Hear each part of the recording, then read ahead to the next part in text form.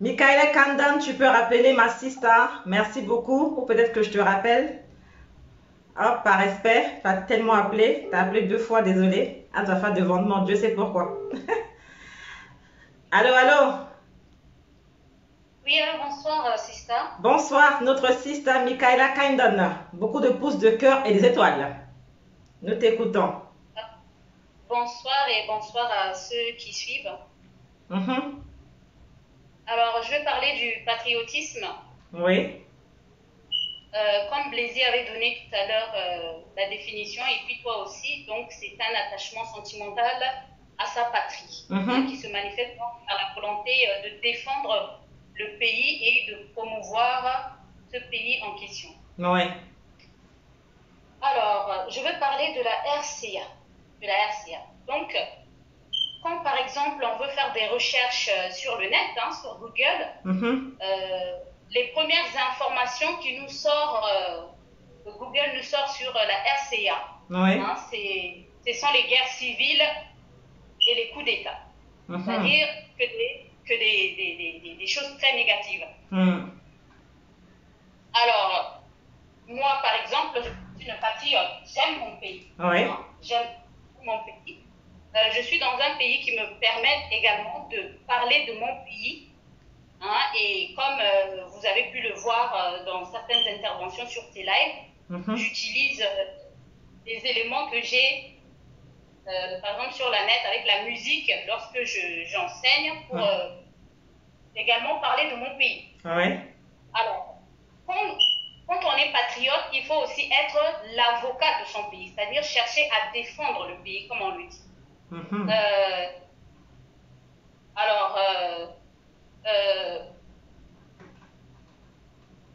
pour une patriote que je suis, l'amour pour mon pays va donc me pousser à la réflexion afin de comprendre les causes et les buts de ces troubles qui perdurent et perturbent la stabilité de mon pays. Mhm.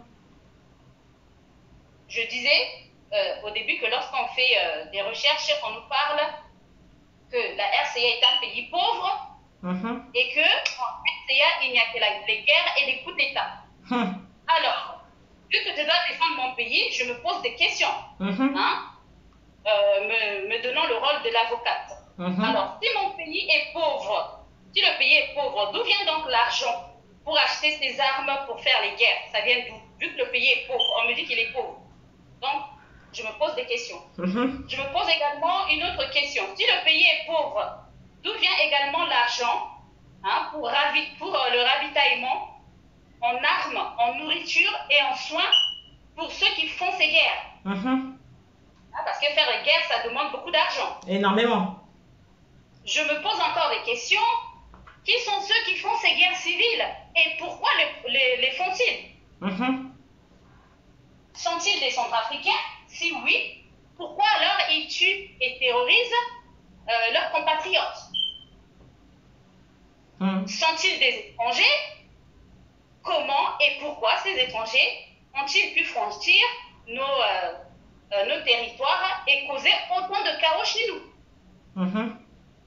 Et surtout, pourquoi, malgré l'aide de l'ONU, qui se dit le faiseur de la paix qui emmène la démocratie et tout, pourquoi, malgré l'aide de l'ONU avec la MINUSCA chez nous, ou l'aide des soldats français, rien ne change. La situation ne change pas, mais ça va de mal en pis.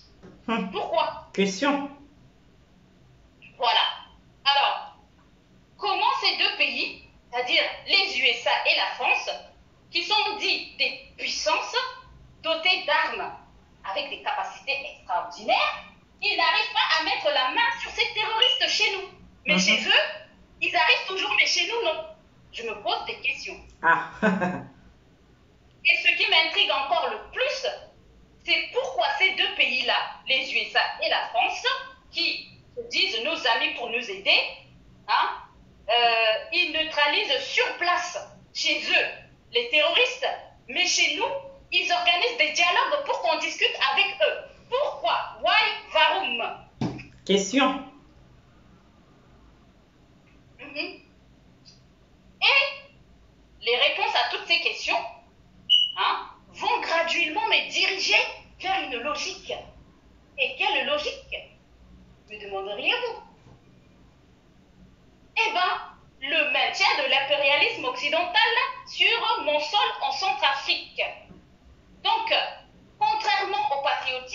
qui est un amour de son pays et de promouvoir le pays, l'impérialisme occidental est nationaliste.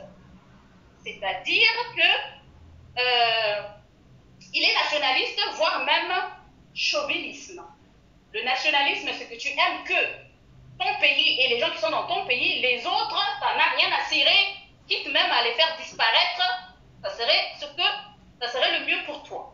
En effet, les dirigeants occidentaux veulent des ressources de ma RCA au détriment de mes compatriotes et de moi, bien sûr.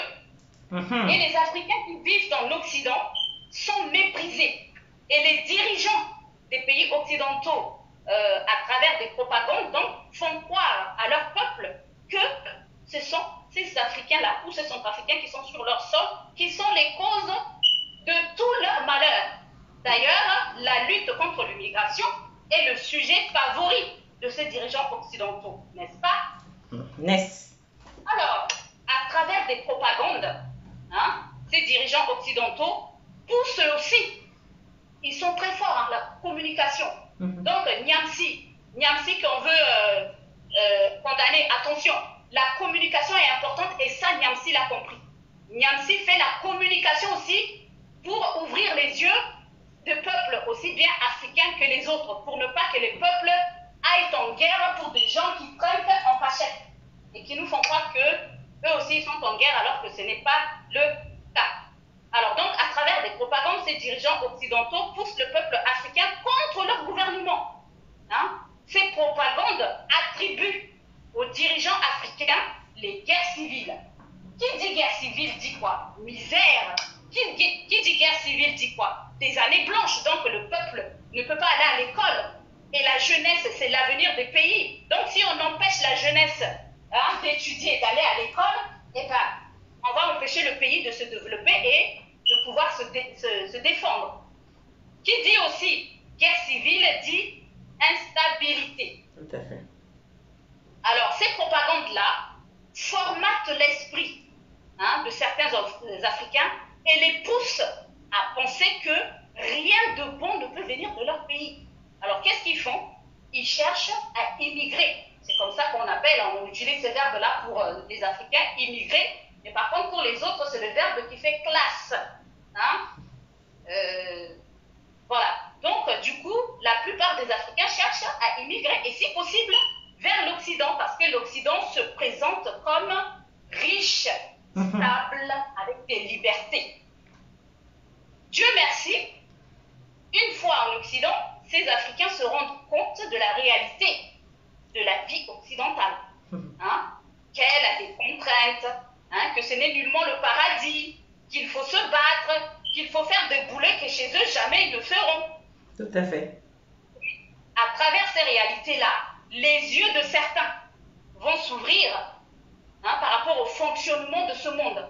C'est-à-dire dans ce monde, il existe certains qui pensent qu'ils sont plus que Dieu Tout-Puissant, c'est eux qui commandent, c'est eux qui dominent. Donc il faut qu'ils méprisent les autres et vivent au-dessus d'eux.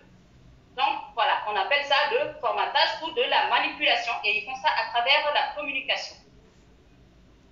Et malheureusement, d'autres, soit leurs yeux sont ouverts et pour des raisons financières, parce qu'ils n'ont aucune dignité, il y a des leaders africains, bien sûr, complices. Il y a des leaders africains, bien sûr, complices de ces dirigeants occidentaux qui envoient quelques sous à ces Dungourous pour insulter, rabaisser le pays. Le pays est sale, le pays a des mouches, le pays a le palu, le pays a ceci, cela. Alors que s'ils cherchaient réellement à savoir pourquoi le pays est comme ça et à connaître la vraie cause, comme mon frère Landry qui est ici, Landry qui veut à chaque fois que je dise que le président Touadéra c'est sa faute, que c'est la faute de Wandika, il faut que je dise quelque chose de négatif.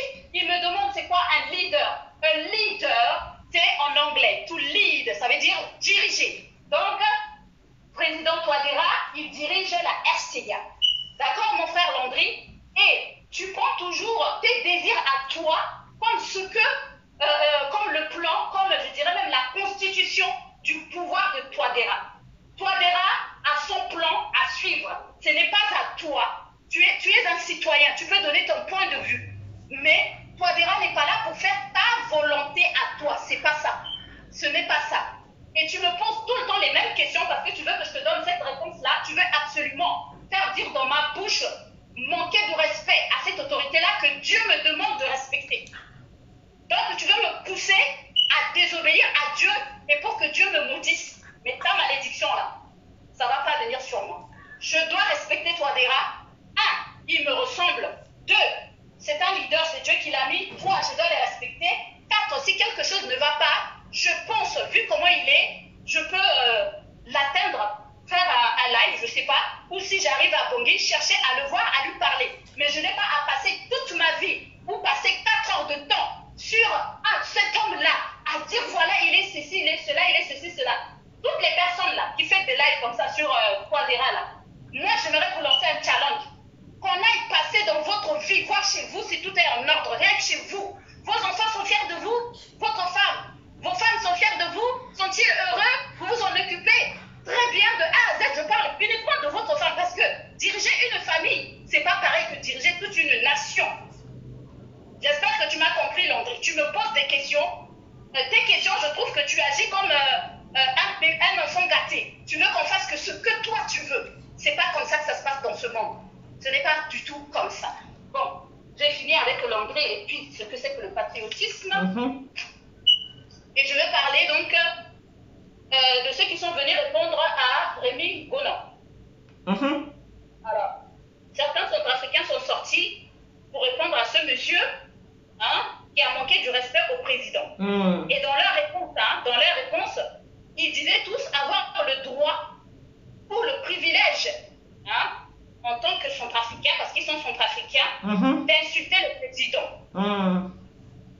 Mais la question que j'ai à leur poser, depuis quand insulter est un privilège ou un droit?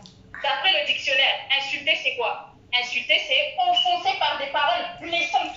Depuis quand offenser par des paroles blessantes est un privilège? Dans le monde où on vit là, regardez le cas de Poutine.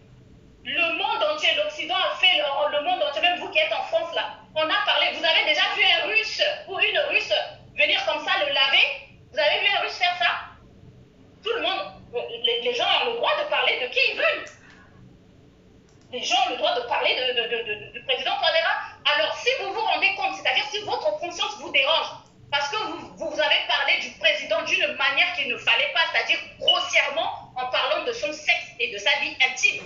Et si c'est ça qui vous trouble la conscience, demandez pardon et demandez-lui pardon et demandez aussi pardon à Dieu. C'est mieux que de venir jouer les hypocrites. Et qu'est-ce que je voulais encore dire? Voilà. Le cas, par exemple, de Axime. Fallait regarder la vidéo du début à la fin. C'est-à-dire, Axime, il nous prend pour des oiseaux. Axime nous prend pour des gogoles. Axime nous prend pour, je sais pas, des schizophrènes. Ah bon? Oui.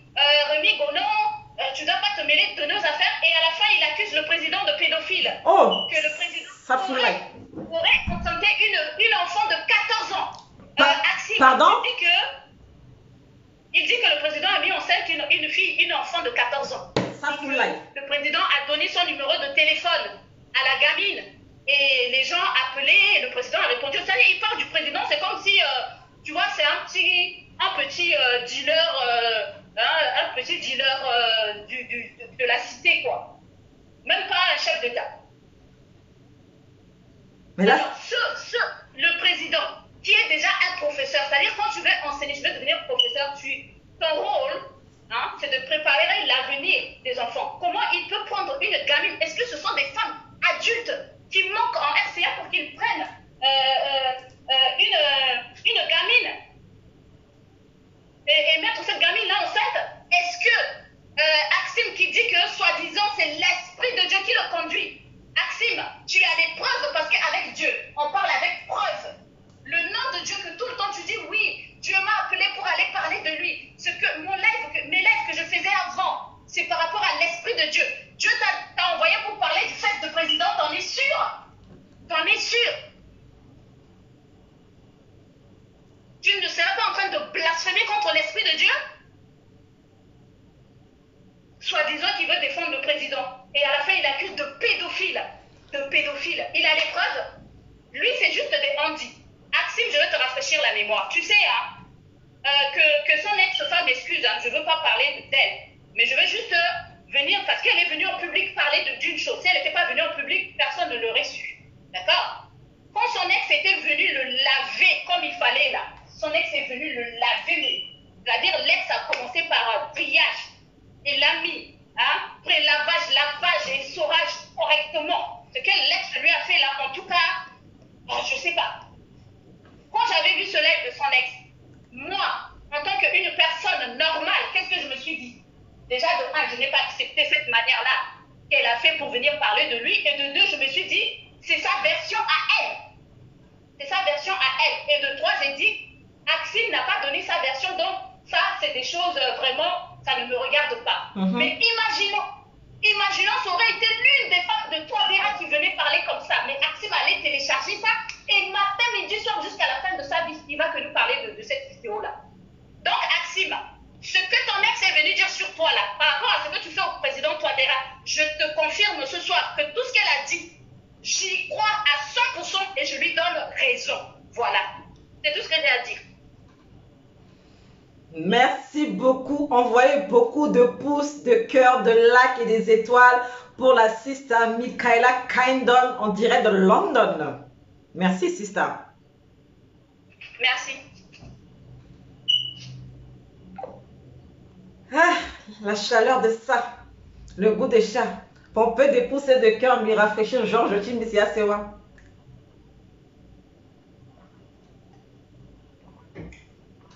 Soyez. On a fait 2h12 musique. Fenêtre les yeux. Appel uniquement par WhatsApp parce qu'appel vidéo, ça fait bugger et le son est très faible après. Hein? La fois dernière, j'essaie de prendre James. Bah, c'est maintenant qu'il faut appeler. Hein? Tu as insisté pour téléphoner James. Le standard est là. Tu as demandé à intervenir. Ah, bewa, famille, tout quoi, ben, t'es cassani sans gozo. Appelez. Oh, le sage. Un autre sage, mais du Sénégal. Le frère Beyi du Sénégal.